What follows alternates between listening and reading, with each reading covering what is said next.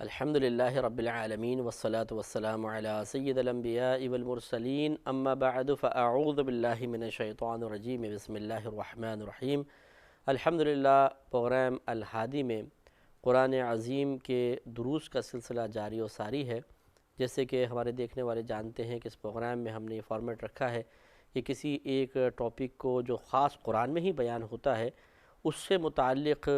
جو آیات ہوتی ہیں ان آیات کو ہم آپ کے سامنے پیش کرتے ہیں، ان کا ترجمہ، پھر ان کی ضروری تفسیر، ان میں جو باریک کوئی نکات ہوتے ہیں وہ نکات بھی بیان کیے جاتے ہیں، اور پھر ہم کوشش کرتے ہیں کہ اگر کوئی محاسبے کا پہلو نکلتا ہو،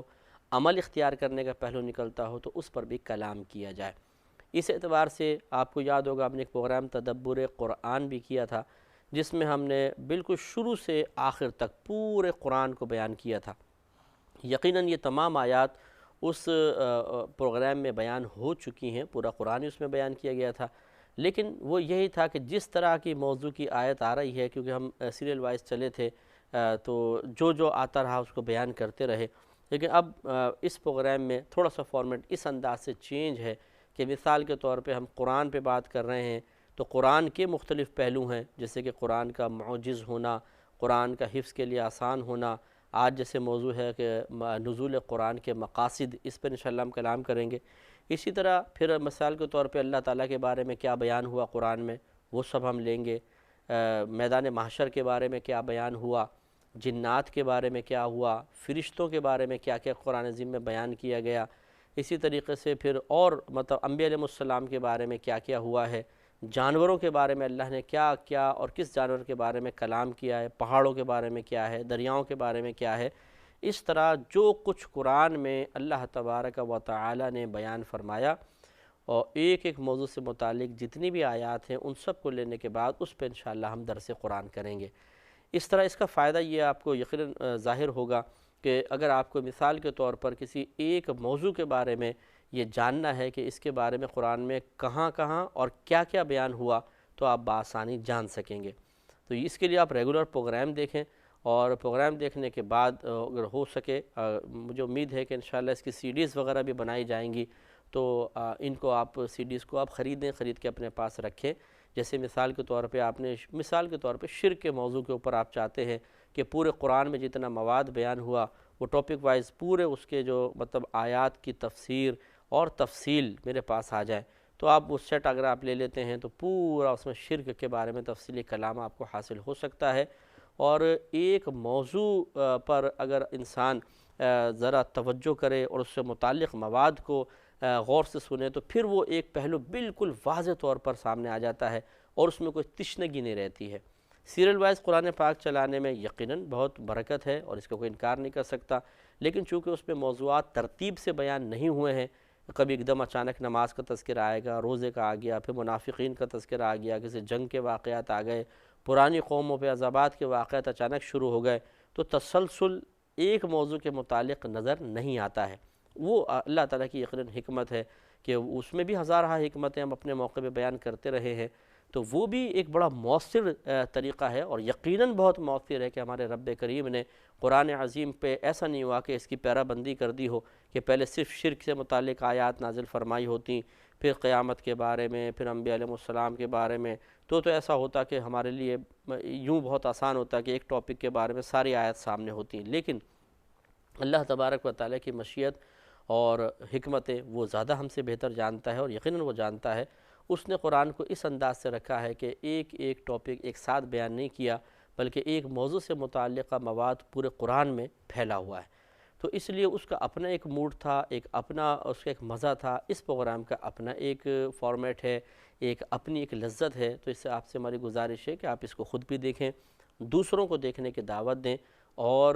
ریگولر دیکھیے۔ اگر آپ نے پتہ نہیں سی ڈیز تو کب بن کر آتی ہیں، کب آپ خریدیں گے، اگر آپ نے ایک پروگرام بھی مس کیا تو یہ ہو سکتا ہے کہ بیچ کی کوئی ایسی بات نکل جائے کہ اگلا پروگرام آپ کو تھوڑا سا اجنبی محسوس ہو، اور جب کسی چیز کے بارے میں مکمل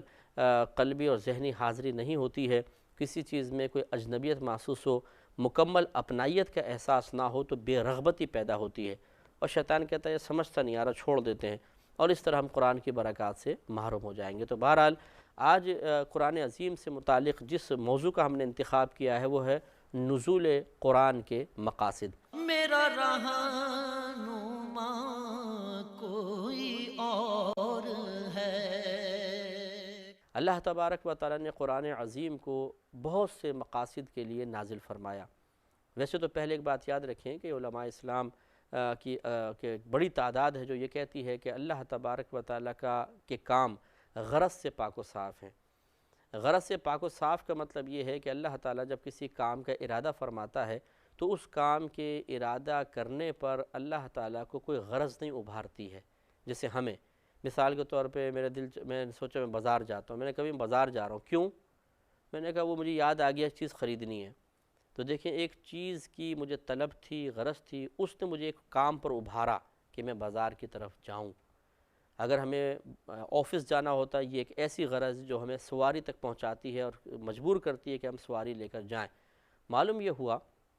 کہ جب انسان کسی عمل کو اختیار کرتا ہے اور ایک خاص غرض کی وجہ سے کرتا ہے تو گویا کہ انسان ہر عمل کے کرنے کے سلسلے میں ایک غرض کا محتاج ہوتا ہے۔ کھانا کھانے میں بھوک کا محتاج، پانی پینے میں پیاس کا محتاج، شادی بیاہ اولاد کے سلسلے میں شادی بیاہ کا محتاج۔ تو آپ سمجھ گئے ہوں گے کہ جب ہم کوئی کام اختیار کرتے ہیں اور اس کے پیچھے غرض کار فرما ہوتی ہے تو حقیقتاً اس کام کو کرنے کے سلسلے میں ہم اس غرض کے محتاج تھے۔ اگر وہ غرض نہ ہوتی ہم یہ کام بھی نہ کرتے۔ چنانچہ اس وجہ سے علماء نے ارشاد فرمایا کہ اللہ تبارک و تعالیٰ کا کوئی بھی فعل غرض سے وابستہ نہیں ہوتا، ورنہ اللہ تعالیٰ کا ہماری مثل ہونا لازم آئے گا کہ جس طرح ہمیں غرضیں ابھارتی ہیں کہ کام اختیار کرو تو اس کام کے اختیار کرنے کے سلسلے میں ہم اس غرض کے محتاج ہوتے ہیں، اسی طرح پھر اللہ تبارک و تعالیٰ کا کسی غرض کا محتاج ہونا لازم آئے گا، حالانکہ وہ محتاج نہیں ہے۔ تو کیا اس کے کام بے غرض ہوتے ہیں؟ نہیں، بلکہ علماء نے ارشاد فرمایا کہ ہوتا یوں ہے کہ اللہ تعالیٰ بغیر کسی غرض کے کام فرماتا ہے، کسی کام کا ارادہ فرماتا ہے، اور جیسی ہی وہ شے معرض وجود میں آتی ہے ہزارہا اغراض و مقاصد اس سے وابستہ بھی ہو جاتے ہیں۔ گویا کہ جب اس نے کوئی کسی کام کا ارادہ کیا اس وقت کسی چیز نے اس کو مجبور نہیں کیا، لیکن جب وہ فعل کرتا ہے، کوئی چیز معرض وجود میں لاتا ہے، کسی چیز کی ایجاد فرماتا ہے، کسی چیز کی انشاء کا ارادہ فرماتا ہے، یعنی عدم سے وجود میں لانے کا ارادہ فرماتا ہے، تو جیسی وہ شے معرض وجود میں آتی ہے کوئی بھی نہیں کہہ سکتے یہ بیکار ہے، نہیں، اس کے ساتھ ہزارہا اغراض وابستہ ہو جاتی ہیں، مقاصد وابستہ ہو جاتے ہیں۔ یہی اللہ کا کمال ہے کہ کسی غرض نے اس کو مجبور بھی نہیں کیا اور جب چیز پیدا ہوئی تو بیکار بھی نہیں ہے۔ تو یہ اس کو اللہ تعالیٰ اس طرح بیان فرما دیتا ہے مثال کے طور پہ کہ ہم نے انبیاء علیہ السلام کو ہدایت کے لیے بھیجا، ہدایت کی غرض سے بھیجا، تو ایسا نہیں کہ پہلے غرض ایک پیدا ہوئی اس نے اللہ کو مجبور کیا، بلکہ ارادہ تھا بس انبیاء علیہ السلام کو بھیجیں گے۔ کس غرض سے؟ کوئی غرض اس کے پیش نظر ایسی نہیں تھی جو اللہ کو مجبور کر دیتی، لیکن جب نبیوں کو پیدا فرمایا ہزارہا اغراض اس سے وابستہ ہو گئی۔ یہ ذرا تھوڑی سی ٹیکنیکل اور مشکل بات ہے، اب آپ کی خدمت میں گزارش ہے کہ جب آپ اگر اس کو پہلے یا تو سمجھیں پہلے بہت اچھی طریقے سے پھر بیان کریں، ورنہ آسان الفاظ میں یہی سمجھ لیں کہ کوئی بھی چیز اللہ تعالیٰ کو کسی فعل کے ایجاد پر، کسی فعل کے کرنے پر مجبور نہیں کر سکتی، ہمیں کرتی ہے۔ تو اللہ تبارک جو ہم یہ بھی بیان کریں گے کہ نزول قرآن کے مقاصد، اس بات کی میں وضاحت اس لیے کر رہا ہوں کہ کوئی یہ نہ سمجھے کہ اللہ تعالیٰ کو پہلے ایک غرض درپیش ہوئی تو اس نے قرآن کو نازل کیا، گویا کہ نزول قرآن کے سلسلے میں اللہ تعالیٰ اس غرض کا محتاج تھا، ایسا نہیں، وہ کسی چیز کا محتاج نہیں ہے۔ اس نے اپنی حکمت بالغہ سے ایک چیز کا ارادہ فرمایا اور اس چیز کو جب پیدا فرمایا اس ارادے میں کوئی چیز اس کو مجبور کرنے والی نہیں تھی، اپنی مرضی سے اپنی قدرت سے اس نے ارادہ کیا، اور لیکن جب اس نے چیز کو پیدا کیا تو وہ چیز بیکار نہیں تھی، اس سے ہزارہا اغراض و مقاصد وابستہ تھے۔ اسی طرح قرآن عظیم میں ہوا۔ چنانچہ پہلے جس نزول قرآن کے مقاصد میں سے مقصد کا ہم نے انتخاب کیا وہ ہے نصیحت کا حصول۔ اللہ تبارک و تعالیٰ کا ہر فعل، ہر کام یقیناً ہزارہا حکمتیں لیے ہوئے ہے، تو اسی طرح جب اللہ نے قرآن کو نازل فرمایا تو بیکار تو نہیں نازل فرمایا، اس کے میں بھی ایک غرض اس کے ساتھ وابستہ تھی اور وہ ہے نصیحت۔ میرا رہنما کوئی اور ہے۔ اللہ تعالیٰ نے ہمیں نصیحت دینے کے لیے، نصیحت کرنے کے لیے قرآن کو نازل فرمایا۔ چنانچہ سورہ بقرہ آیت نمبر 231 میں اللہ تعالیٰ فرماتا ہے کہ وَلَا تَتَّخِذُوا آیَاتِ اللَّهِ هُزُوًا اور نہ بناؤ تم اللہ تبارک و تعالیٰ کی آیات کو مذاق کا نشانہ۔ وَاذْكُرُوا نِعْمَةَ اللَّهِ عَلَيْكُمْ، اور تم اپنے اوپر اللہ تبارک و تعالیٰ کی نازل کردہ نعمتوں کو یاد کرو۔ وَمَا أَنزَلَ عَلَيْكُمْ مِنَ الْكِتَابِ وَالْحِكْمَةِ، اور جو نازل کی اس نے یعنی اللہ تبارک و تعالیٰ نے تم پر کتاب اور حکمت، یعظکم بہ، تاکہ وہ اس کے ذریعے تمہیں نصیحت فرمائے، واتقوا اللہ، اور اللہ تبارک و تعالیٰ سے ڈرو، واعلموا، اور خوب اچھی طرح جان لو، ان اللہ بکل شیء علیم، کہ بے شک اللہ تبارک و تعالیٰ ہر شے کا علم رکھتا ہے۔ گویا کہ اس آیت کریمہ میں اللہ تبارک و تعالیٰ نے پہلے کفار کے بارے میں بیان فرمایا، اب اور اس کے واضح مقصد بیان فرمایا کہ اللہ تعالیٰ نے اس قرآن کو نازل کیا، کتاب اور حکمت کو نازل کیا ہے تاکہ وہ اس کے ذریعے تمہیں نصیحت فرمائے۔ تو اب اس پہلو کو ہم لیتے ہیں اور اس آیت کریمہ کو دیکھتے ہیں۔ پہلے اس میں اللہ تبارک و تعالیٰ نے کفار کو تنبیہ فرمائی کہ اللہ تعالیٰ کی آیات کو مذاق کا نشانہ نہ بنا لو۔ تو وہ کفار کی بد عادت تھی کہ وہ اللہ تعالیٰ کی جب آیات ان کے سامنے پڑھی جاتی تھیں تو مذاق مستی کرتے تھے، شور شرابہ مچاتے تھے، اس کے غلط مفہوم نکالتے تھے، اور اس پر اللہ تعالیٰ نے ان کو تنبیہ فرمائی۔ ہم بھی غور کرتے ہیں کہ کیا ہمارے معاشرے میں ایسا تو نہیں ہوتا ہے؟ تو بہت افسوس کے ساتھ کہنا پڑتا ہے کہ وہ تو ایک زمانے جاہلیت کا معاملہ تھا، وہ لوگ کافر تھے، مشرک تھے، ان کے مذہب کی تبدیلی کی باتیں ہو رہی تھی جس کی وجہ سے وہ ایموشنلی بہت زیادہ حد سے آگے بڑھ جاتے تھے، اور اس کی وجہ سے ان سے حرکات کا صدور ہوا۔ لیکن آج اس مسلم معاشرے میں بہت سے مسلمان ایسے ہیں کہ جو قرآن کی آیات جب ان کے سامنے پڑھی جاتی ہیں تو وہ اسی طرح کا طرز عمل اختیار کرتے ہیں، مذاق اڑاتے ہیں، الٹی سیدھی باتیں کرتے ہیں، ہٹے کستے ہیں۔ اگر کوئی معاذ اللہ ثم معاذ اللہ بعض اوقات دوستوں کے اندر بیٹھا ہوتا ہے، وہ آیات کے بارے میں الٹے سیدھے اس کے مضامین نکالتا ہے۔ بس میں ذکر نہیں کر رہا ہوں کہ مجھے مناسب نہیں لگتا ہے، ورنہ کالج لائف میں ہم نے بھی اس قسم کی بہت سے لوگوں کو دیکھا کہ وہ غلط حرکتیں کرتے ہیں، اور جس سے ان کے ایمان میں بہت زبردست فرق پڑتا ہے۔ بعض تو دائرہ اسلام سے یقیناً خارج ہو گئے ہوں گے کہ اتنا وہ غلط قسم کی آیات کے اوپر تبصرہ آرائی کرتے تھے، یا آیت میں کوئی بات بیان ہو رہی ہو اس کو مذاق کرتے ہوئے کہ یہ بیان ہو رہا ہے، اور الٹا سیدھے اس سے مطالب نکال کر اور سب کو ہنسانا، مذاق کرنا، یہ یقیناً حرام ہے، گناہ کبیرہ ہے، اور بعض صورتوں میں کفر ہے۔ آج آپ نے قرآن کی آیت کا مذاق اڑا کر چند لوگوں کو ہنسا کر حظ نفس تو حاصل کر لیا، لیکن کل جب آپ مریں گے اور ان میں سے کوئی آپ کے ساتھ نہیں ہوگا، یہ وہ آوارہ گرد جو قرآن کا مذاق اڑاتے ہوئے آپ کی حوصلہ افزائی کر رہے تھے، آپ سے کیا دلچسپی، ان کو مزوں سے دلچسپی تھی، اور آپ کو چھوڑ کے چلے جائیں گے۔ اس وقت قبر میں جا کے پتہ چلے گا کہ ہم نے کتنا بڑا جرم کیا تھا، کتنی بد اخلاقی کی تھی، اللہ تعالیٰ کے پاکیزہ کلام کو ہم نے کس قدر منفی طریقے سے لوگوں کے سامنے پیش کیا تھا۔ اب بعض اس قسم کی باتیں سن کر بولتے ہیں، وہ بات کے غصے میں آ جاتے ہیں، جی یار کیا ہو گیا، تھوڑا بہت مذاق کر لیا تو اچھا۔ اگر کوئی تمہاری بات کی نقل ہی کر دے تو بتائیے کہ پھر آپ کو کتنا غصہ آتا ہے۔ مثلا آپ نے کوئی منہ بنا کے بولا میں گیا تھا، دوسرے نے مذاق سے کہا میں گیا تھا، تو ایک دم غصہ سا آ جاتا ہے، میری نقل اتارتے اور یہ اور وہ ہے،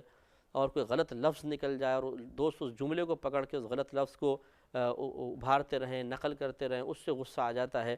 تو خود سوچئے جب آپ اپنے ایک بیہودہ اور نکمے سے کلام کے بارے میں اتنا بڑا ذہن رکھتے ہیں کہ اگر کوئی اس کی نقل بنائے گا، کوئی اس کی نقل اتارنے کی کوشش کرے گا تو آپ ناراض ہو جائیں گے، تو اللہ تبارک و تعالیٰ کے پاکیزہ کلام کے بارے میں کیا خیال ہے کہ جس کا ادب اور احترام مسلمان پہ فرض ہے، جس کے بارے میں اگر کفار نے کوئی بے ادبی کی تو ان کی مذمت قرآن میں بیان ہو گئی، تو آپ تو مسلمان ہو کے ایسا کر رہے ہیں۔ تو اس لیے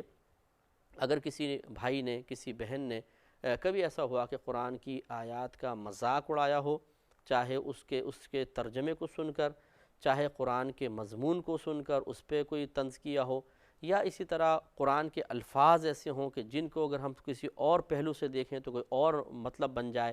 اور ہمارے اردو کا مطلب بن جائے، الٹا سیدھا مطلب بن جائے، اس طرح کے مطالب نکال کے ہنسی مذاق کیا تھا، اللہ کی بارگاہ میں توبہ کر لیجئے، تجدید ایمان کریں۔ اگر آپ شادی شدہ ہیں تو تجدید نکاح بھی کیجئے۔ دوسرا اللہ تعالیٰ نے ان کو یہ بیان فرمایا کہ وَاذْكُرُوا نِعْمَةَ اللَّهِ عَلَيْكُمْ، اور تم یاد کرو اللہ تعالیٰ کی وہ نعمت جو اس نے تم پر نازل فرمائی۔ اس پر بھی ہم غور و تفکر کرتے ہیں کہ کیا جس طرح کفار کو اللہ تبارک و تعالی نعمتیں یاد دلا رہا ہے کہ کفار کی نعمتیں، ان کو قوت دی تھی اللہ نے، ان کو معاشرے میں ایک مقام عزت دیا تھا، ان کو افرادی قوت سے نوازا تھا، انہیں کعبۃ اللہ کے قریب رہنے کا موقع دیا تھا، کعبۃ اللہ کی خدمت کا موقع دیا تھا، ان کو جنگجو مطلب جنگجو قوم تھی، ان کے ایک ہیبت تھی، ایک روب تھا، دبدبہ تھا، مال تھے، اولاد تھے، بیویوں کی کثرت تھی، ان کو جسم مضبوط دیے گئے تھے، نعمتوں کی فراوانی دی گئی تھی۔ یہ سب اللہ نے فرمایا ان کو یاد کرو، اور یاد کروانے کا بنیادی مقصد یہی تھا کہ جب انسان نعمت کو یاد کرتا ہے تو نعمت دینے والے کی طرف توجہ جاتی ہے کہ وہ میرا محسن ہے، اس نے مجھ پہ اتنا کرم کیا ہے، اتنے سارے انعامات دیے ہیں۔ اور پھر جب انسان اپنے محسن کی نعمت کا اعتراف کر کے اور اس کے محسن اور احسان ہونے کا محسن ہونے اور احسان کا اعتراف کر لیتا ہے تو پھر خود بخود باطنی لحاظ سے ایک ترغیب حاصل ہوتی ہے کہ اب مجھے اپنے محسن کا کہنا بھی ماننا چاہیے۔ تو یہ نعمت یاد دلانے کا مقصد یہی تھا کہ وہ نعمتوں کو یاد کریں اور پھر اللہ تبارک و تعالیٰ کے احکام کی طرف متوجہ ہوں، اور مروت کے تقاضے کے تحت ہی صحیح یہ سوچیں کہ جس رب نے اتنی نعمتیں دیں، اب اگر وہ ایک کام کا حکم دے رہا ہے تو ہمیں ماننا چاہیے کہ جس طرح دنیا کے اندر ہم کسی کا احسان لیتے ہیں تو پھر ساری زندگی اس محسن کے بارے میں تعریفی کلمات ہی زبان سے نکلتے ہیں، اور اگر وہ مثلا اس نے کوئی بہت بڑا احسان کیا ہے اور ہم بامروت بھی ہیں تو ہمیں جب موقع ملتا ہے ہم بھی اس کے ساتھ کوئی اچھا سلوک کرنے کی کوشش کرتے ہیں۔ تو اللہ تبارک و تعالیٰ کی نعمتوں کے جواب میں کیا خیال ہے، کیا ایسا نہیں ہونا چاہیے؟ تو بس یہ اللہ تبارک و تعالیٰ نے گویا کہ ان کے سامنے ایک بات رکھی، ان کو حکم دیا کہ تم اللہ کی نعمتوں کو یاد کرو۔ چنانچہ اب ہمیں بھی غور و تفکر کرنا چاہیے، مسلمان بھی غور کریں کہ کیا ہم اللہ تعالیٰ کی نعمتوں کو یاد کرتے ہیں یا نہیں کرتے ہیں۔ تو یہ بھی سمجھ لیں جو ہمارا موضوع ہے کہ قرآن سے نصیحت کے حصول کے لیے ہی تو اللہ تعالیٰ نے قرآن کو نازل فرمایا، تو ہم بھی دیکھتے ہیں کہ ہم اس آیت سے کس قدر نصیحت حاصل کرتے ہیں۔ تو اللہ تعالیٰ نے ہمیں نعمت عطا فرمائی، بہت بڑی بڑی نعمت عطا فرمائی، کیا ہم ان نعمتوں کو یاد رکھتے ہیں؟ تو جواب یہ ہوگا کہ ہاں ہم نعمتوں کو یاد رکھتے ہیں، لیکن ان نعمتوں کو جو ہمیں ملی نہیں ہیں، جو ملی ہوئی ہیں انہیں تو بھول گئے ہیں، کبھی کبھار کوئی تذکرہ ہو گیا، ورنہ یہ ہمارے پاس تو یہ نہیں ہے، ہمارے گھر میں یہ نہیں ہے، مجھے یہ نہیں دیا، مجھے اللہ نے گورا نہیں بنایا، مجھے لمبا نہیں بنایا، میرا جسم کیسا بنا دیا، مجھے یہ چیز نہیں ملی، مجھے وہ چیز نہیں ملی۔ یعنی اتنے ناشکرے ہیں ہم مسلمان کہ اللہ تبارک و تعالیٰ کے وہ انعامات جو اس نے عطا فرما کر اور ان انعامات کو مزید انعامات کے حصول کا وسیلہ و ذریعہ بنا دیا ہے۔ جیسے مثال کے طور پہ مسلمان بنایا، نبی کریم صلی اللہ علیہ وسلم کی امت میں پیدا فرمایا، سرکار صلی اللہ علیہ وسلم سے محبت کرنے والا بنا کر ایک گھر کے اندر پیدا کر دیا۔ یہ وہ انعام ہیں جن پہ اخروی تمام انعامات کا دار و مدار ہے۔ اگر کوئی شخص مسلمان نہ ہو یا مسلمان کہلاتا ہے لیکن نبی کریم کی گستاخی کرے تو پھر اس کو کیا آخرت میں انعام ملے گا؟ اللہ نے ہمیں بلا مانگے چیزیں دیں، لیکن ہم ان چیزوں کو فراموش کر کے ان نعمتوں کے بارے میں کلام کرتے ہیں کہ جو نعمتیں ہمیں حاصل نہیں ہوئی ہیں۔ سلسلہ کلام انشاءاللہ بشرط زندگی اور اللہ تعالیٰ کے کرم شامل حال رہا تو جاری